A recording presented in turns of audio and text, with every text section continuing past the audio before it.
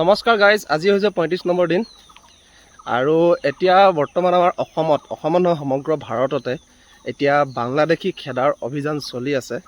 তাৰোপৰি আমাৰ অসমৰ মুখ্যমন্ত্ৰী ডক্টৰ হিমন্ত বিশ্ব শৰ্মাই কৈছে কি যিবিলাক ঠাই ভলনাৰেবল এৰিয়া হয়, যিবিলাকত ধৰি লওক বাংলাদেশীৰ সংখ্যা বেছি, তো সেইবিলাক ঠাইত তেওঁ আৰ্মছ লাইচেঞ্চ দিব।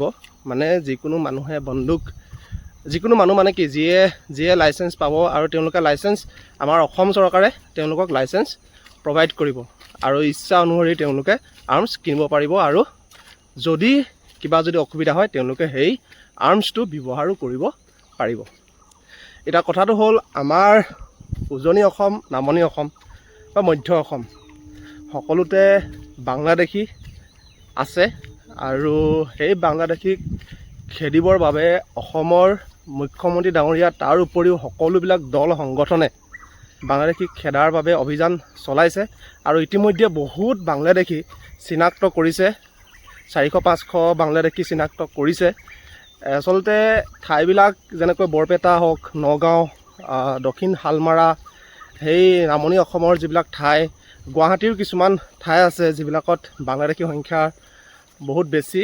আৰু তাৰোপৰি বাংলাদেশৰ চৰকাৰৰ মন্ত্ৰী ইউনুছ শ্বৰীফে কৈছে যে আমি বাংলাদেশী তেনেকৈ ঘূৰাই নলওঁ, তেনেকৈ বুলি কৈছে।